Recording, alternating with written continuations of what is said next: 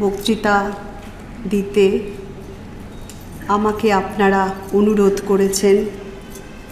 আমার কাছে এটি বড় সম্মানের বিষয়।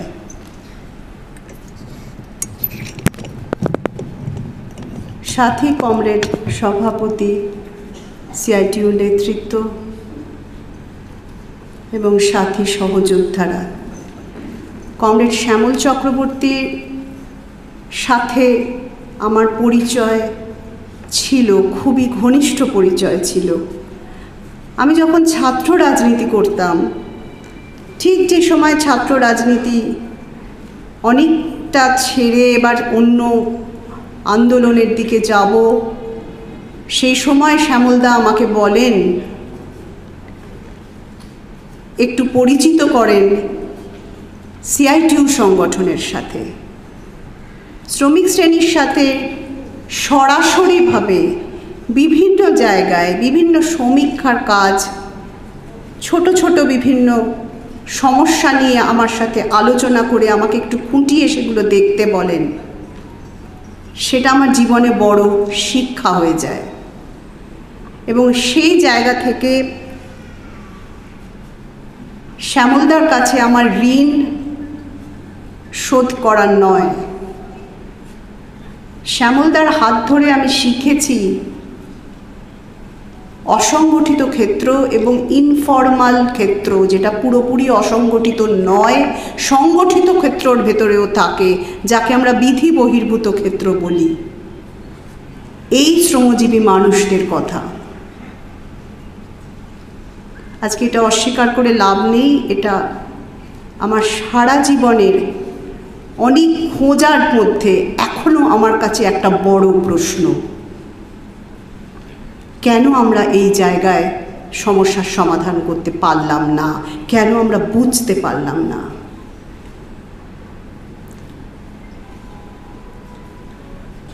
সুতরাং কমরেড শ্যামল চক্রবর্তীর এই দিকটা আমাকে দেখতে দিয়েছিলেন, তার প্রতি আমার ঋণ সারা জীবনের ঋণ। শিখেছি, কথা বলেছি, আলোচনা করেছি। শেষ কথা তার সাথে আমার যা হয়েছিল, তুমি কিছু লিখলে শ্রমজীবী মানুষদের নিয়ে, আর নতুন কিছু লিখলে, নতুন কিছু ভাবলে, সেই তাগিদ থেকেই আজকে আপনাদের কাছে অনেকটা আশা। আপনারা আমাকে যে সম্মান দিয়েছেন, এর চেয়ে বড় সম্মান, বড় প্রাপ্তি আর কিছু হয় না। আরেকটা তাগিদ ছিল আপনাদের সাথে ভাগ করে নেওয়ার। আমাদের দেশের সামনে যে বিপদ আছে, সেই বিপদের কথা। বিপদটা এমনই একটা বিপদ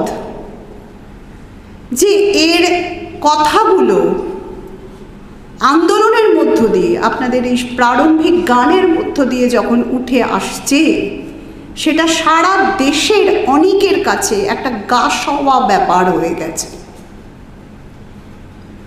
যে পরিমাণ রাগের, যে পরিমাণ ক্ষোভের মাত্রা থাকা উচিত ছিল আমার গোটা দেশ জুড়ে, আমার সেই দেশ জুড়ে সেই ক্ষোভের মাত্রা নেই। বিপদটা এখানে। আর এখানে আপনাদের কাছ থেকে আমি পেলাম যেটা, লাল সালাম জানাই আপনাদের বার্নপুরের আন্দোলনকে কমরেড। ইদানিংকালে আমার সীমিত অভিজ্ঞতার মধ্যে আমার দেখা সবথেকে বড় আন্দোলন লাল সালাম কমরেড। এই বার্নপুরের আন্দোলন দেখে আমার মনে হয়েছে, যদি দেশ জুড়ে এই কাজ করা যায়, যদি করা যায়। কোথায় আটকাচ্ছে? আটকাচ্ছে এখানে। কারণ আমার দেশের এখন সাংগঠনিক সংগঠন ছাড়া সামাজিক বামপন্থা, আমরা যাকে বলি, সমাজ থেকে যে বামপন্থা তৈরি হয়, এই সামাজিক বামপন্থার মধ্যেও শ্রমিক বিরোধী নীতি। মানে আমরা এখন যা চোখে দেখছি, যে ধারণাটা আমার গোটা দেশে আসছে তা শ্রমিক বিরোধী, কৃষক বিরোধী একটা এজেন্ডা, যেটাকে আমরা জনদরদি জনমুখী এজেন্ডা বলবো, কিন্তু দক্ষিণপন্থী এজেন্ডা। অনেক সময় সামাজিক বামপন্থার চেহারা নিয়ে আসছে, কিন্তু চারপাশে দক্ষিণপন্থার বাড়ন্ত। আমি এটা বলতে চাই না যে আমার এখানে যে শুধুমাত্র এটা নয় যে আমার এখানে আমরা ভোটের আগে যে বাইনারি দেখেছিলাম সেটা তো একটা আমরা চোখে দেখলাম, কিন্তু আসলে ঘটনাটা কি? আসল ঘটনাটা হলো যে কোনোভাবে হোক শ্রমিকদের পক্ষে কোনো এজেন্ডাকে 1 নম্বরে দেওয়া যাবে না। কৃষকরা আজ এত মাস ধরে বসে আছে বর্ডারে, ঐতিহাসিক লড়াই আমার দেশের। এই ঐতিহাসিক লড়াই খবরের কাগজের পাতায় থাকে, ভারত সম্পর্কে যখন আলোচনা হয় বিভিন্ন দেশে মিডিয়াতে থাকে, কিন্তু ওটাই প্রধান খবর নয়। আমাদের দেশ বলতে এই মুহূর্তে কৃষক আন্দোলন, শ্রমিক আন্দোলন বুঝছে না সারা পৃথিবীর মানুষ, আর এখানেই আমার দেশের বিপদ। আমার দেশের গল্পটা যখন অন্য জায়গায় যায় যে ভারত কিরকম দেশ, বার্নপুর যাবে না। কোথায় অসুবিধা হচ্ছে? কোথায় আটকাচ্ছে? কি কাজ করছে ভেতরে? এইটা বড় বিপদ। আমরা কি বুঝতে পারছি? এই শ্রমিক বিরোধীর ওপর জোর পড়ছে, শ্রমিক বিরোধিতার উপরে জোর পড়ছে। একটা সময় ছিল যখন হাল ফ্যাশনের হতো যদি শ্রম আন্দোলনের কথা বলা যায়, কৃষক আন্দোলনের কথা বলা যায়, খবরের কাগজে জায়গা পাওয়া যেত। অনেক সামাজিক ব্যক্তিগতভাবে যে মানুষ হয়তো কিছু কাজ করছেন, সামাজিক কাজ করছেন, তারাও এই ধরনের কাজ, শ্রমিক বস্তিতে পড়ানো ইত্যাদি এসব কাজ তারা করতেন। এখন করেন না সে কথা বলবো না, কিন্তু 1 নম্বর এজেন্ডায় নেই। আমি সেই জায়গা থেকে আজকে আমাদের দেশের অবস্থা কথা যদি বলতে চাই, আমার এক সুরে 3টে কথাকে বলতে হবে। এ সময় সব থেকে বড় আক্রমণ এবং আমাদের দেশের অর্থনীতির পরিবর্তনের, যেটাকে আমরা মোটা দাগ দিয়ে লিখতে পারি, করার চেষ্টা করা হয়েছে 3টে নীতি পার্লামেন্টে পাশ করার জন্য। একটা হচ্ছে ফার্ম বিল, কৃষি বিল, আরেকটা হচ্ছে শ্রম কোড, লেবার কোড, আরেকটা হচ্ছে নয়া শিক্ষানীতি। 3টে কিন্তু আলাদা নয়। 3টে জায়গায় এদের সংগঠনেরা আলাদা আলাদা করে আন্দোলনে আসছে, নিশ্চয়ই আসবেন, কিন্তু আমাদের বুঝতে হবে এই 3টে আলাদা নয়, কারণ এই 3টেই চলে এসেছে WTO বা বিশ্ব বাণিজ্য সংস্থার শর্ত মেনে নিয়ে। বিশ্ব বাণিজ্য সংস্থা বলেছিল কৃষক থাকবে না, তাকে কৃষি পণ্যের ব্যবসায়ীতে রূপান্তরিত করতে হবে। আর শ্রমিকের অনেক রকম ব্যবস্থা আমরা করে দেব, কিন্তু শ্রমিকের যে সম্পর্ক, শ্রমিকের যে দাবি দেওয়া, এই আন্দোলন বা এই জায়গা থেকে আমাদের অনেকগুলো পরিবর্তন করে সরে আসতে হবে। তারা যদি নিজের দাবি দেওয়া নিয়ে এত কথা বলে, তাহলে তারা তো ব্যবসা বা বাণিজ্যের সাথে যুক্ত হতে পারবে না। সুতরাং বাণিজ্যমুখী দেশকে করতে গেলে শ্রমিককে শুধুমাত্র তার অধিকার নিয়ে ভাবলে চলবে না। সুতরাং শ্রমিককে টুকরো টুকরো করে বিভিন্ন করে দাও। যেগুলোকে অধিকার বলে জানতাম সেগুলোকে অধিকার না বলা। আরেকটা হচ্ছে নয়া শিক্ষানীতি। এই নয়া শিক্ষানীতিতে প্রত্যেক পাড়ায় পাড়ায় স্কুল, কলেজ, বিশ্ববিদ্যালয় তুলে দেওয়া এবং এমন কিছু শিক্ষা শেখানো যেটা দিয়ে শিক্ষাকে বাণিজ্যে রূপান্তরিত করা যাবে। অর্থাৎ ওখান থেকে কেউ পড়ালো, বিদেশ থেকে পড়ালো, এখানকার শিক্ষা প্রতিষ্ঠান কিনে নিল। আপনারা একটু খেয়াল করে দেখুন, একই ধরনের নীতি বাণিজ্যের ধাঁচে ফেলা। তাহলে এই নীতি কার নীতি? কাদের সুবিধে হয় এই নীতি করলে? এই নীতিতে আমি যদি বলি পুঁজিবাদের সুবিধে হয়, এটা খুব মোটা দাগের কথা হয়ে গেল। পুঁজিবাদ তো পরিবর্তনশীল, এক জায়গায় তো দাঁড়িয়ে নেই। তাহলে এখন কীরকম পুঁজিবাদ? কাদের সুবিধা? মালিক পক্ষের তো সুবিধা বটেই। মালিক কোথায়? কে আমাদের মালিক? কোন জায়গায় মালিক? মালিক তো রাষ্ট্রকে চালাচ্ছে, আমি তো বুঝতে পারছি মালিক পক্ষ, কিন্তু কোথায় মালিক পক্ষ? এই মালিক পক্ষ আন্তর্জাতিক লগ্নি পুঁজির সাথে যুক্ত।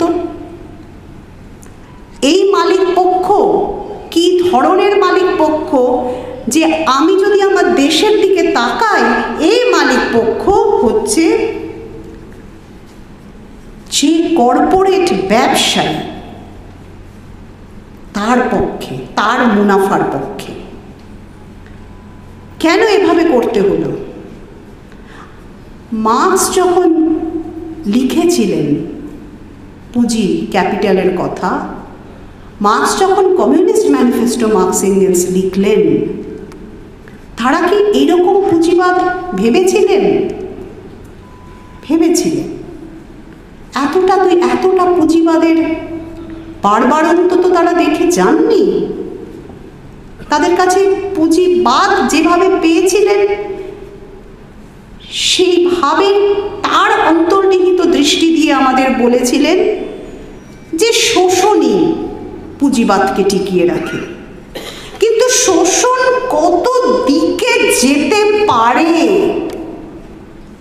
এবার সেখান থেকে আমাদের বুঝতে হয়েছে। মার্কস কিন্তু বিজ্ঞানের কথা বলেছিলেন।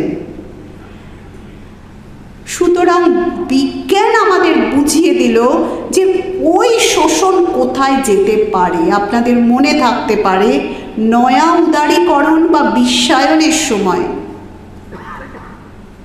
আজ অনেক বছর আগে থেকে, আমার তখন আরও কম বয়স ছিল, তখন থেকে অনেকের সাথে অনেক, শুধু অর্থনীতিবিদ নয়, বামপন্থীরা নয়, শুধু কমিউনিস্ট পার্টিগুলো নয়, শুধু যারা সামাজিকভাবে প্রগতিশীল তারা নয়, অনেক মানুষ বলেছিলেন এই নয়া উদারীকরণ বা বিশ্বায়ন আমাদের ক্ষতি করবে। কিন্তু সেই ক্ষতিগুলো একটা একটা করে হতে শুরু করলো। শ্রমজীবীদের ওপরে প্রথম ক্ষতিটা কি হলো? তারা তাদের শ্রমের জায়গা থেকে বিচ্ছিন্ন হয়ে গেল।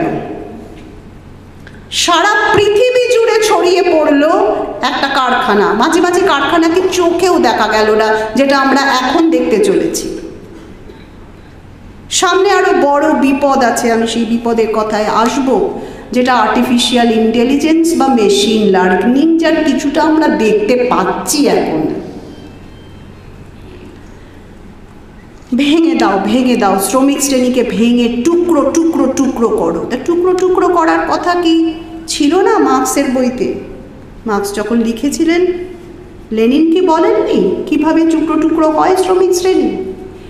লেনিন কি বলেননি এই কথা? বলেছিলেন। সাম্রাজ্যবাদের কথা বলতে গিয়ে বলেছিলেন যতটা টুকরো করা যায় সারা পৃথিবীকে, যতটা ভাবে ভাগ করা যায়, ততই সাম্রাজ্যবাদের সুবিধা। মজার ব্যাপার হলো, আপনারা দেখবেন বিশ্বায়ন নিয়ে যখন আমরা কথা বলেছিলাম, আসলে তো বিশ্বায়ন সাম্রাজ্যবাদের একটা রূপ ছিল। সাম্রাজ্যবাদ এই কথাটা, ইম্পেরিয়ালিজম এই কথাটা আস্তে আস্তে আমরা কম বলতে শুরু করলাম। আমরা বলতে কিন্তু আমি আমাদের সাংগঠনিকভাবে বলছি না, আমরা বলতে আমি বলছি সারা পৃথিবীর প্রগতিশীল মানুষের কথা। ইম্পেরিয়ালিজম কথাটা বা সাম্রাজ্যবাদ, নয়া উদারীকরণ নিয়ে যত লেখা হয়েছে, যত আলোচনা হয়েছে, বিশ্বায়ন নিয়ে যত কথা বলা হয়েছে, কিন্তু এটাই যে সাম্রাজ্যবাদ এটা বলা হলো না। আর সোভিয়েত ইউনিয়ন ধ্বংস যখন হয়ে যায়, এই সমাজতান্ত্রিক দুনিয়ার কিছুটা সামনে থেকে সরে যাওয়া যখন হয়ে যায়, তারপর থেকে সমাজতন্ত্রের সংকট নিয়ে এত লেখা, এত আলোচনা শুরু হলো যে পুঁজিবাদের যে সংকট আছে সেটাই মানুষ ভুলতে শুরু করলো। আর আজকে পুঁজিবাদের সংকট এমন জায়গায় আমাদের দেশকে দাঁড় করিয়েছে, পৃথিবীকে দাঁড় করিয়েছে, যে মানুষ ভাবতে শুরু করেছে যে পুঁজিবাদের বিকল্পের কথা। কিন্তু আমাদের দেশে যেভাবে নয়া উদারীকরণ এসেছে সেটা অন্য অনেক দেশের থেকে আলাদা, যাতে শ্রমিক শ্রেণী আরো বেশিভাবে আঘাতপ্রাপ্ত হয়েছে আমাদের মতন দেশে। ভারতের শ্রমিক শ্রেণীর ইতিহাসটা অন্য দেশের থেকে একটু ভিন্নতর দিকে গেছে। কেন? কারণ যেটা বলা হয়, নয়া উদারীকরণের পরে অনেক দেশে কারখানা গড়ে উঠলেও, ম্যানুফ্যাকচারিং গড়ে উঠলেও ভারতে কিন্তু ম্যানুফ্যাকচারিং হয়নি। পশ্চিমবঙ্গের দিকে তাকিয়ে দেখুন, কবে শেষ কারখানা হয়েছে এখানে? কবে এখানে কারখানা হয়েছে শেষ? তাকিয়ে দেখুন।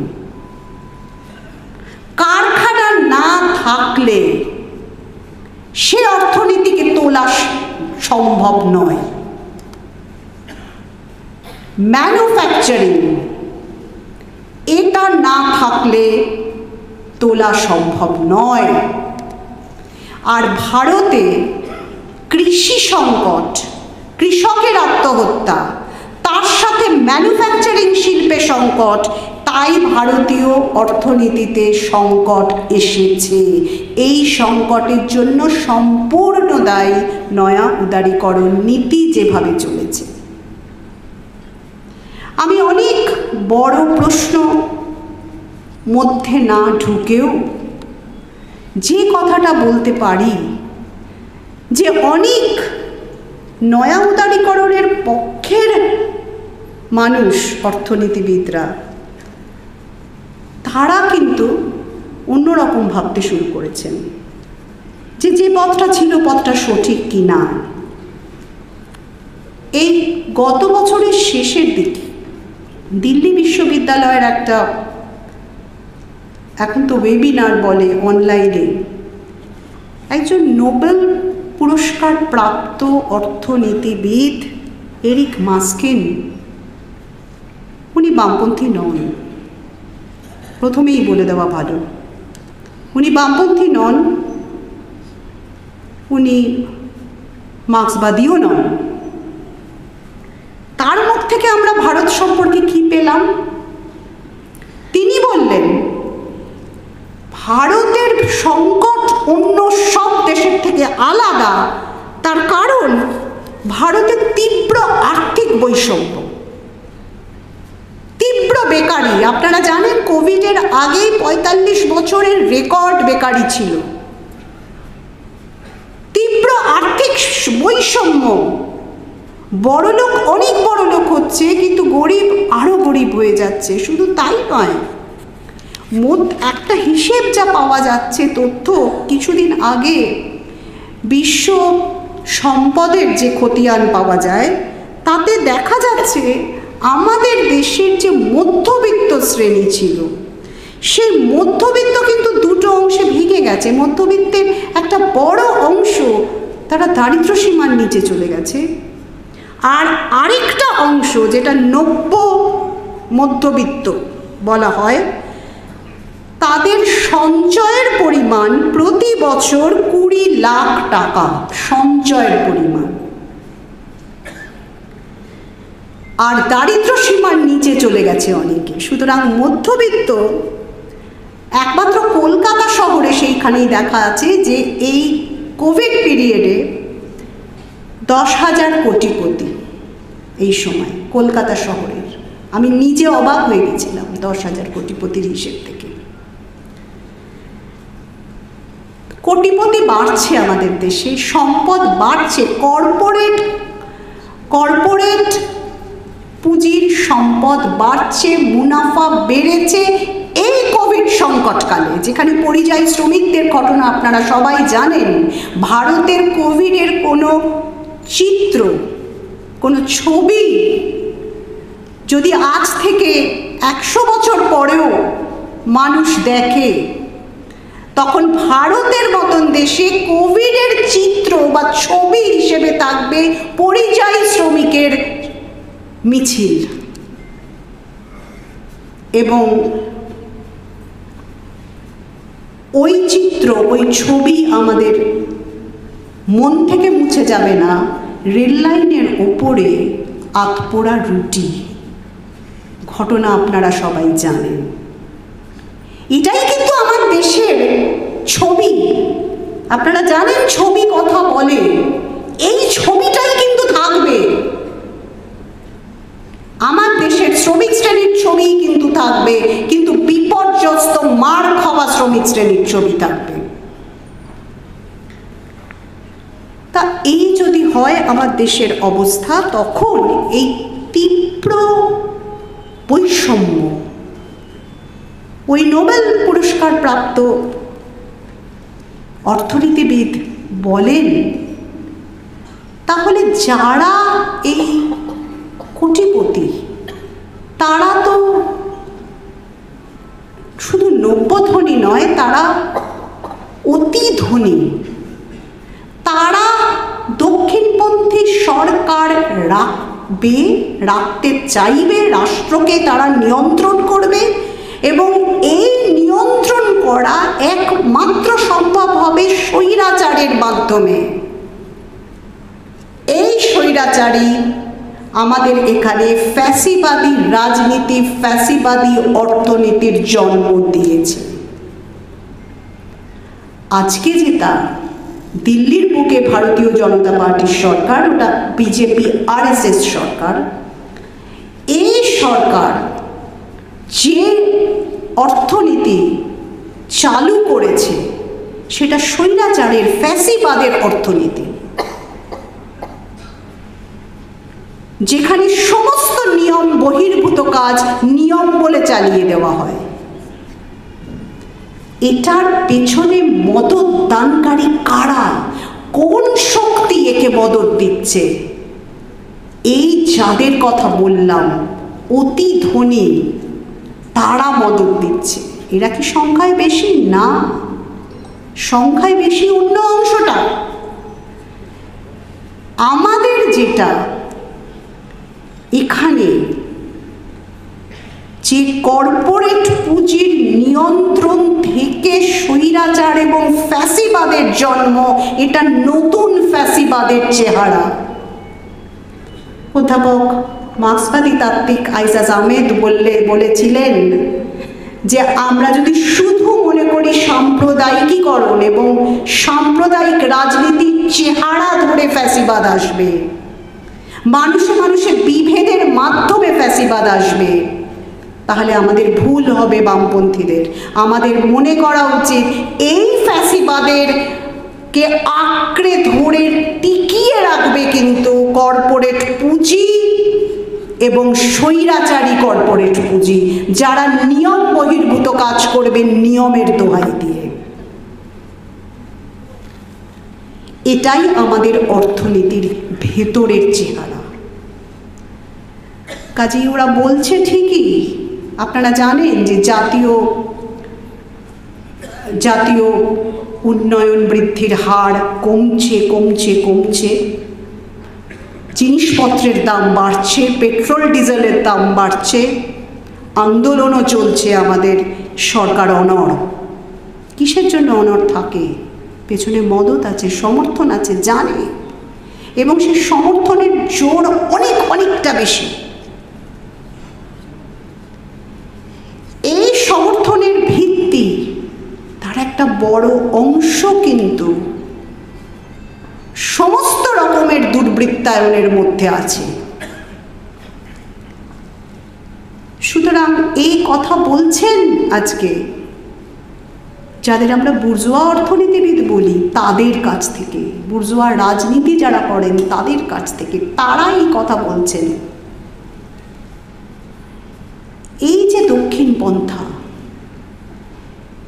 আমাদের রাজ্যে যে দক্ষিণপন্থী রাষ্ট্র রয়েছে, তৃণমূল কংগ্রেস সরকার, এদের অর্থনৈতিক নীতির একটিও কিন্তু কেন্দ্রের নীতির থেকে আলাদা নয়। রাজনৈতিক অর্থনীতি দুটোরই এক, অতি দক্ষিণ পন্থা। আর এই অতি দক্ষিণ পন্থার মধ্যে তীব্র দিক হচ্ছে শ্রমিক বিরোধিতা। আমাদের এখানে বেকারি তীব্র ছিল, এখনো তা তীব্র আছে। আমি যে প্রসঙ্গে আরো বিশদভাবে বলছি সেটা হচ্ছে শ্রম কোড বা লেবার কোড। এক নম্বর পাখির চোখ করে আমাদের লড়ার বিষয় লেবার কোডের বিরুদ্ধে। কিন্তু তার আগে যে কথা দিয়ে আমি লেবার কোডের কথায় আলোচনায় যাব, তা হলো এই যে আমাদের এখানে কতগুলো চিহ্ন দেখা গিয়েছিল, কিন্তু চিহ্নগুলো আমরা অনেক সময় ধরতে পারিনি। গণ আন্দোলনের কর্মীরাও অনেক সময় আমাদের ভুল হতে পারে, অনেক সময় অনেক চিহ্ন আমরা এত তীব্রভাবে কথা বলবে আমরা বুঝতে পারিনি। বলছি প্রথমে, যখন মহিলা শ্রমিক কমতে শুরু করলো 2011, 12, 2006, 7, 8, 9 থেকে সারা দেশ জুড়ে 11, 12, 14, 15 তীব্রভাবে মহিলা শ্রমিক কমতে শুরু করলো। নথিভুক্ত মহিলা শ্রমিক, যখন এনএসএসওর রিপোর্ট বেরোচ্ছে, যখন নানান সরকারি তথ্য বেরোচ্ছে, মহিলাদের কাজ নেই, অথচ মহিলারা শিক্ষিত হচ্ছে, মহিলাদের কাজ নেই, মহিলাদের কাজ নেই। আমরা যখন মহিলাদের বেকারি নিয়ে আসলাম, তখন আমরা হয় মনে করলাম অনেক সময় এটা বোধহয় শুধু মহিলাদেরই সমস্যা। সমস্যাটা কিন্তু আসলে ছিল বেকারির সমস্যা। কাজ যখন কমতে শুরু করে তখন মহিলাদের আগে গুটিয়ে নেওয়া শুরু হয়। এই কথাটাও মার্কস বলেছিলেন, কিছু রিজার্ভ আর্মি থাকে শ্রমিক শ্রেণীর। আমরা যখন দেখলাম যে জাত পাত গোষ্ঠীতে ভাগ হয়ে যারা প্রান্তিক শ্রেণীর মানুষ, প্রান্তিক গোষ্ঠীর মানুষ, তাদের কাজ নেই, তাদের যখন কাছে জমি নেই, তাদের কাজ নেই, তাদের রোজগার নেই, আমরা ভাবলাম এটা সামাজিক সমস্যা, এটা বোধহয় প্রান্তিকতা বাড়ার সমস্যা, সামাজিকভাবে প্রান্তিকতা বাড়ার সমস্যা। আসলে কাজ নেই, আসলে ওটা শ্রমিক বিরোধীর একটা রূপ, একটা ফর্ম আমাদের কাছে এইভাবে এসেছিল। শ্রম বিরোধিতার পূর্ণ একটা নীতি আসছে, কারোরই কাজ নেই। কাজ যখন কমে তখন যাদের আমরা একটু পেছন থেকে দেখি, পেছনে ঠেলি, তাদের প্রথমে কাজ যায়। সেটা দিয়ে কিন্তু একটা চিহ্ন, সতর্কতার চিহ্ন। অনেক সময় মনে হয় আমরা কি সতর্কতার চিহ্নটাকে সতর্কতার চিহ্ন হিসেবে দেখেছিলাম? আমরা তো ওটা সামাজিক সমস্যা মনে করেছিলাম। করেছিলাম?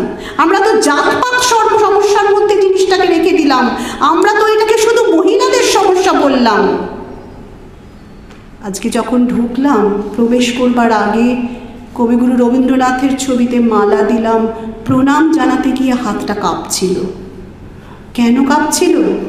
আমার মনে হলো এত বছর পরেও তার তো কোনো কথাই আমরা শুনতে পারলাম না, আমার দেশ তো কোনো কথাই রাখতে পারলো না।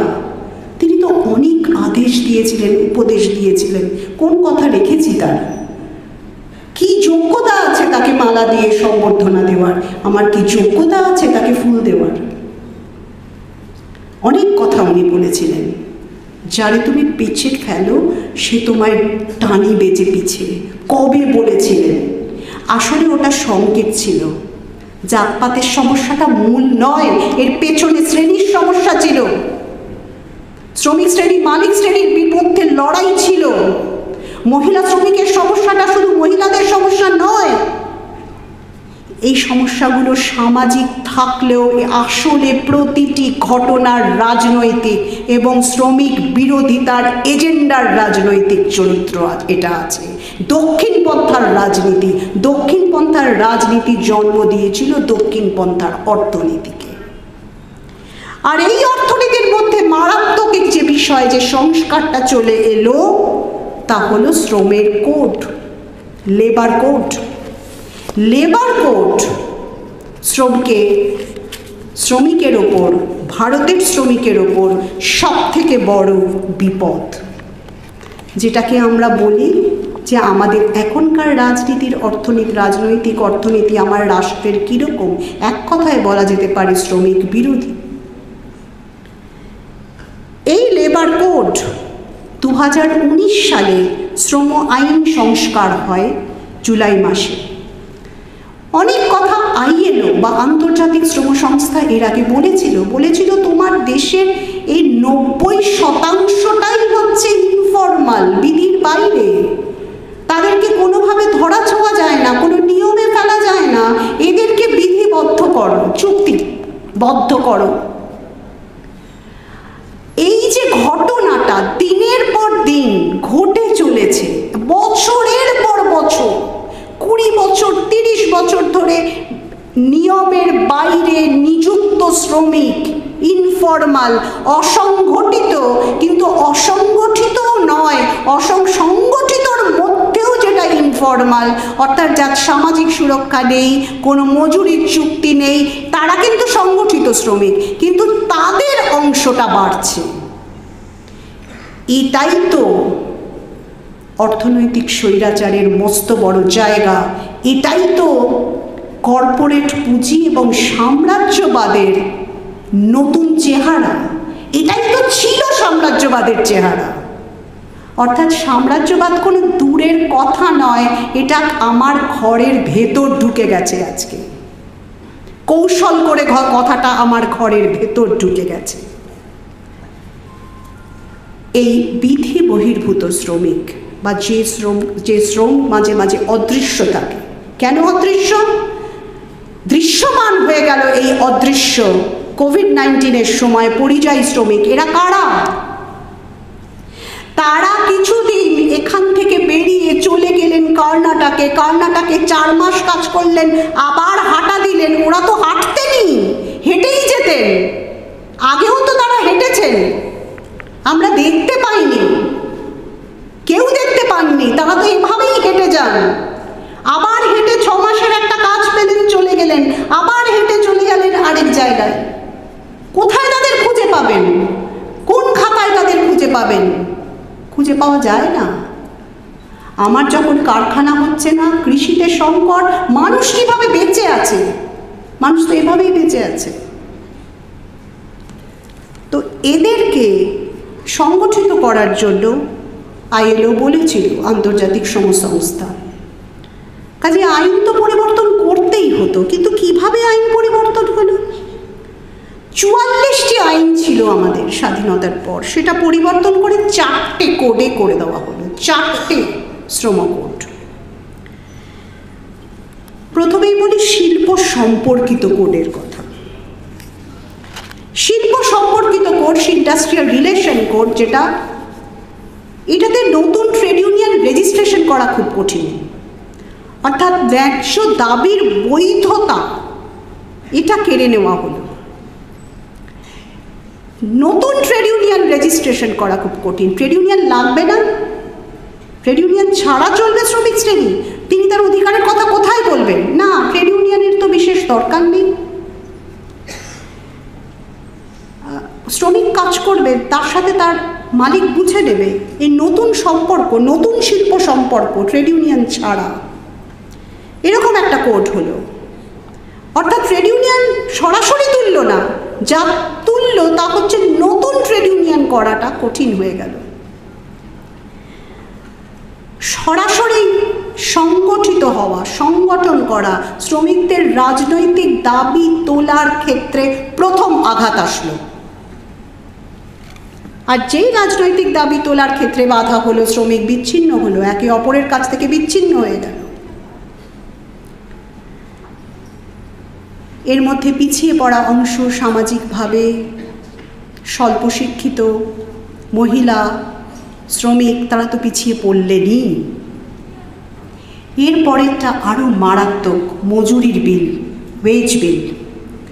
আপনারা জানেন যে আমাদের দেশে বেশ কয়েক বছর ধরে, এই নয়া উদারীকরণের পরের বছরগুলো ধরে, যদি আমি দুটো রেখাচিত্র আঁকি না, তাহলে জিনিসপত্রের দাম এইভাবে বাড়ছে আর প্রকৃত মজুরির হার এইভাবে কমছে। মানুষ বাঁচছেন কি করে তাহলে? সঙ্গে সঙ্গে তো কেউ প্রশ্ন করবেন, কি দিয়ে কিনছেন? মানুষ বাঁচছেন কি করে? হ্যাঁ, প্রশ্ন। মানুষ বাঁচছেন এইভাবে, ওই খাতায় কলমে যে কাজ করে যে মজুরি, তাই দিয়ে তিনি বাঁচতে পারছেন না।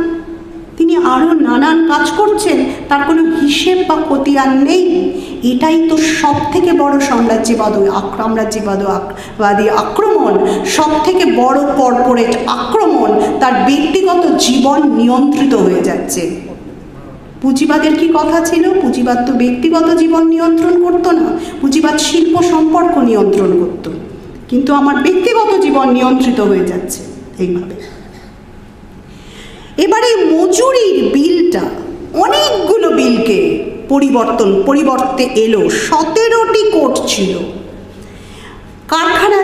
কারখানায় মজুরি, তামাকের আলাদা বিল ছিল, সিনেমা শিল্পে আলাদা বিল ছিল, বিড়ি শ্রমিক, প্রতিটি ক্ষেত্রে আলাদা আলাদা আইন ছিল, বিল ছিল। সেগুলো বদলে একটা ওয়েজ বিল হলো। এবং এতে যেটা মারাত্মক বিষয় সেটি হলো ন্যূনতম মজুরি আইন উঠে গেল। সে অর্থে সব এই মজুরির বিলে পড়ল। আর এই ন্যূনতম মজুরির আইন, এটা তার নীতি আয়োগ বা এই নীতি আয়োগ আসার পরেও যে সংসদীয় কমিটি, সেই সংসদীয় কমিটির যে রিপোর্ট, সেই রিপোর্টকেই এরা খণ্ডন করলো। সেই সংসদীয় কমিটি কিন্তু ন্যূনতম মজুরির কথা বলেছিল। আর এই ন্যূনতম মজুরি চলে যাওয়ার পরে 8 ঘন্টা 12 ঘন্টা শ্রমে রূপান্তরিত হলো।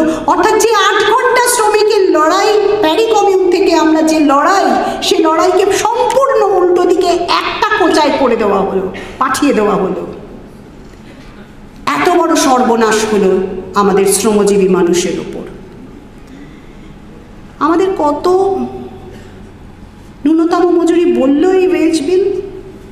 যে হিসেব নিকেশ করে দিয়েছিল ওই সংসদীয় কমিটি 2019-এ, তার বিরোধিতা করে এই বিলটা এলো। ন্যূনতম মজুরি বলে দিল 178 টাকা দৈনিক, মাসে 4628 টাকা। এরকম একটা হিসেব করল। কিন্তু শ্রমমন্ত্রক কি বলেছিল যে 15তম শ্রম সম্মেলনে গৃহীত সিদ্ধান্ত যে দৈনিক 18,000 টাকা। তারাই বলেছিল তা না হলে এই মানুষের বাঁচা কঠিন। সুপ্রিম কোর্টও বলেছিল কিন্তু একটা ওয়েজ বিল, এই শ্রমের কোড, সেটা বাদ দিয়ে দিল। কিছুদিন আগে রাজ্যসভায় বলা হয়েছে, এক প্রশ্নের উত্তরে মন্ত্রী বলেছেন যে কিছুদিনের মধ্যেই এই তথ্য ভাণ্ডার তৈরি করে দেওয়া হবে এবং আমাদের দেওয়া হবে কনস্ট্রাকশন শিল্পে কতজন আছে, নির্মাণ শিল্পে কতজন শ্রমিক আমরা কেউ জানি না। কেউই জানেন না নির্মাণ শিল্পে কতজন শ্রমিক, কারণ তারা তো এক জায়গা থেকে আরেক জায়গায় চলে যাচ্ছে। পরিযায়ী শ্রমিকই তো শ্রমিক, শ্রমজীবীর চেহারা হয়ে গেছে। আর যারা রাস্তায় বসে, যারা ব্যাপারী যাদের বলি আমরা, এই এক অদ্ভুত শ্রমজীবী মানুষকে আজকাল পাওয়া যায়। আজকাল মানে নয়া উদারীকরণের সময় থেকে এই অংশটা বেরোচ্ছে, এটা বেরিয়ে এসেছে খুব বেশি, যারা স্বনিযুক্ত শ্রমিক, নিজেই নিজেকে নিযুক্ত করে। শোষণ কিন্তু সে নিজেই নিজেকে করে, স্বশোষণ, কিন্তু এই শোষণ তার পেছন থেকে তাকে করতে বাধ্য করছে অদৃশ্য পুঁজি, অদৃশ্য কর্পোরেট পুঁজি। কঠিন, ভাবা কঠিন, বোঝা কঠিন, দেখা কঠিন, দেখা যায় না, অদৃশ্য, চোখের বাইরে থাকে। আর এই শ্রমের কোড থেকে কারা একেবারে বাদ চলে গেল? গৃহ পরিচারিকারা। তারা একেবারে এই শ্রমের কোডের বাইরে রইল। কেন কেন রইলেন তারা বাইরে? সবটা বাইরে চলে গেল। এই যে শ্রমের কোড, এই শ্রমের কোড আর কৃষি আইন আলাদা নয়। কারণ এখানে শ্রমিককে বলা হলো তোমাকে দেখতে হবে দেশের কথা। গোদা অক্ষরে যেটা বলা হলো, তোমাকে দেশের কথা বুঝতে হবে, দেশের কথা বুঝে যাতে দেশের উৎপাদন বাড়ে তার দিকে যেতে হবে, তবেই এর পরবর্তীকালে তোমার যা কাজ হবে। এরপর চলে এলো অন্য একটি বৈষম্য। কি সেই বৈষম্য? আমরা দেখলাম ডিজিটাল বৈষম্য, মেশিন লার্নিং। মেশিন লার্নিংয়ের দুনিয়ায় বলছে কাজ হবে না, যে কাজ মানুষ করতো সে কাজ রোবট করবে। রোবট বানাবে কে? কোনো উত্তর নেই। মানুষকেই তো বানাতে হবে, তার জন্য তো মানুষের শিক্ষা প্রয়োজন, শিক্ষিত শ্রমিক হবে তো।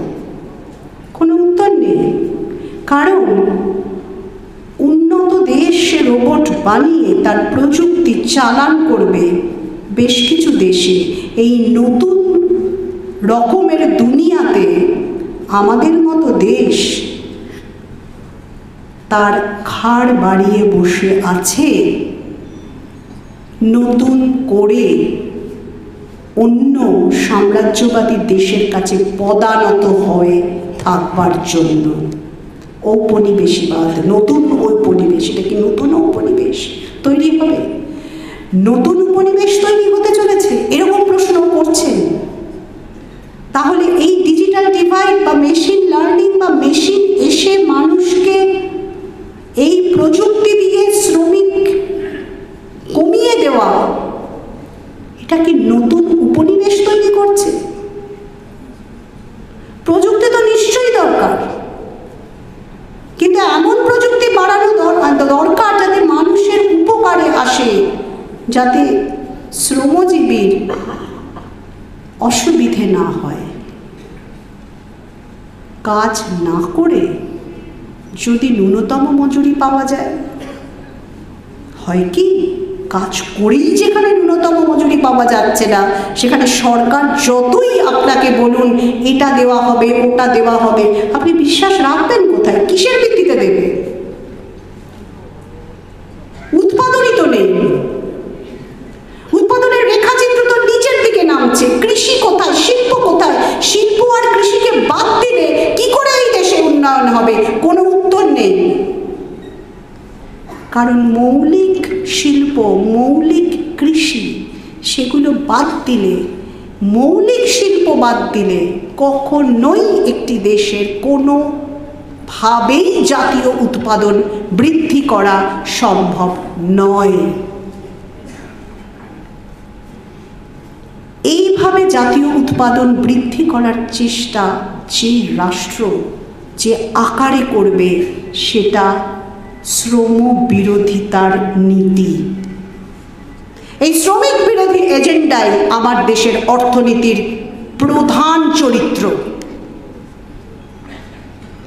শ্রমিক বিরোধী, কৃষক বিরোধী নীতি, এবং যে কারণে কৃষক শ্রমিক মৈত্রীর লড়াই আরও বেশি দরকার। আগামীকাল সেরকমই একটি লড়াইয়ের কথা বলেছেন আমাদের দেশের শ্রমিক শ্রেণী, কৃষক শ্রেণী, মহিলা আন্দোলন, ছাত্র আন্দোলন, যুব আন্দোলন। এই মৈত্রীটা আমাদের খুব দরকার, যেটাকে তথাকথিত সাবেকি মার্ক্সবাদের কথায় বলে পেজেন্ট ওয়ার্কার অ্যালায়েন্স। হ্যাঁ, শ্রমিকের সেই চেহারা নেই, বদলে গেছেন শ্রমজীবীরা। পেজেন্ট বা কৃষক যে চেহারা নিয়েছিল সেই দিন, পুরনো দিনে সেই চেহারা নেই, বদলে গেছে। কিন্তু তার মৈত্রীটা, তার ভ্রাতৃত্ববোধের লড়াইটা আজকে থাকতে হবে। এইরকম পেজেন্ট ওয়ার্কার অ্যালায়েন্স বা এই যৌথ লড়াই একমাত্র পারে শ্রমিক বিরোধী এজেন্ডা থেকে আমাদের মুক্তি দিতে। আমাদের দেশ এইভাবে যদি না ভাবে, আমাদের দেশ কিভাবে ভাববে? এইভাবে লড়াই করে, আন্দোলন করে? তার চেয়েও বড় কথা, এটা কি করে দেশের এজেন্ডা করে দেওয়া যায়। কয়েকদিন আগে অন্য দেশের দিকে তাকিয়ে কথা হচ্ছিল, অন্য দেশের একটি আলোচনা শুনছিলাম। তারা বলছে, কেন ভারতে সমস্ত পথে পথে এত মিছিল বা এত ক্ষোভ, এত রাগ হচ্ছে না? শ্রমিকদের তো রাগ হচ্ছে, কিন্তু শ্রমিকদের তো সংখ্যাই কমে গেছে। শ্রমিকরা একা পারবেন কি করে? শ্রমিকরা কোথায়? তাদের তো সরিয়েই দেওয়া হয়েছে, তারা তো নিশ্চিহ্ন হয়ে যাচ্ছে আস্তে আস্তে। শ্রমজীবী সংহতি মঞ্চ, অর্থাৎ এই প্রত্যেক দেশেই থাকে শ্রমজীবীদের পক্ষ হয়ে বেশ কিছু মানুষ সামাজিকভাবে কথা বলেন। এই কথাটা জোরালোভাবে উঠে আসতে হবে রাষ্ট্রনীতি পরিবর্তন করতে গেলে। এই কথাটা জোরালোভাবে উঠে এসেছিল যখন আর্থিকভাবে নয়া উদারীকরণ করা বা আর্থিক বিশ্বায়নকে আমরা আটকে দিতে পেরেছিলাম। বিমা বিল, পেনশন বিল, চিন্তা করুন কবে থেকে সংসদে পাশ করানোর চেষ্টা হয়েছিল। অনেক দিনের যৌথ লড়াইয়ে এটা আটকে দেওয়া ছিল। এখন এই পরিস্থিতিতে খুব আরএসএস বিজেপির সরকার, তারা তাদের মতন একটি পরিবেশ তৈরি করতে পেরেছে। এই পরিবেশে তারা এই বিলগুলো পাশ করিয়ে দিয়েছেন। যদিও এই বিলের বিরুদ্ধে অনেক সই, অনেক আন্দোলন হয়েছে, ক্ষুদ্র ক্ষুদ্র আন্দোলন হয়েছে, অনেক আন্দোলন হয়েছে, কি আমরা এই সংহতি আদায়ের কাজ অনেকটা বাকি আছে। এই সংহতি আদায় যতদিন আমরা না করতে পারবো, ততদিন আমাদের এই ভারতের শ্রমিক বিরোধী এজেন্ডার বিরুদ্ধে যে দক্ষিণ পন্থা, তার বিরুদ্ধে চরম আক্রমণ শানিত করতে পারবো না। এই চরম আক্রমণ শানিত করার সুযোগ, সময় সবই সামনে এসেছে আমাদের। এই সুযোগ আর সময়ের সম্পূর্ণ সদ্ব্যবহার আমরা কতটা করতে পারবো, সেটা শুধু আমাদের উপরও নির্ভর করছে না, এটা চারপাশে চালিকা শক্তির উপরেও নির্ভর করে। ভবিষ্যৎ বলবে এই লড়াইয়ের পথে আমরা কোথায় যাব, কিন্তু এই লড়াইয়ের তো শেষ হতে বাধ্য। কোন দেশেই শ্রমিক বিরোধী এজেন্ডা বা দক্ষিণ পন্থার শ্রমিক বিরোধী এজেন্ডা নিয়ে সে এগোতে পারেনি বহুদিন। এ লড়াইয়ের শেষ হতে বাধ্য। এটাই বিজ্ঞান। শিল্প ছাড়া, কৃষি ছাড়া দেশ এগোনো সম্ভব নয়। সুতরাং এই এজেন্ডাকে বদল হতেই হবে, এই কোড বাতিল হতে হবে, কৃষি বিল বাতিল হতে হবে, নয়া শিক্ষানীতি বাতিল হতে হবে। এটাই দেশকে এগোবে। আপাতত চাপিয়ে দিলেও এটা বাতিল হবেই। আজ হবে কি কাল হবে কি পরশু হবে পরের ব্যাপার, কিন্তু বাতিল হতেই হবে। এজেন্ডা ঘটতে হবেই। এছাড়া অর্থনীতির আর কোনো দিকে যাওয়ার উপায় নেই। ইনফরমাল অর্থনীতি এটাকে ঠেকিয়ে রেখেছে। এই চুক্তিভিত্তির বাইরের যারা অদৃশ্য যারা রয়েছে, যাদেরকে খুঁজে পাওয়া যায় না, যারা আজ এখানে কাল সেখানে চলে যাচ্ছে, তারা এইটাই, এই সৃষ্টি, এই নির্মাণ, এই ধরনের শ্রমিক শ্রেণীর সৃষ্টিটাই হচ্ছে এই আগ্রাসী, যেটাকে অনেকে বলে আগ্রাসী পুঁজিবাদ, আসলে সাম্রাজ্যবাদী চক্রান্ত, আসলে সাম্রাজ্যবাদের যেটা আধিপত্যবাদ, সেটা এই কর্পোরেট পুঁজির অংশ, যারা তৈরি করেছে এই ধরনের শ্রমিক শ্রেণী, যা শ্রমিকের চরিত্র থেকেও শ্রমিকের অধিকার বঞ্চিত। তারা অনেক সময় নিজেরাও বুঝতে পারে না তাদের কি অধিকার।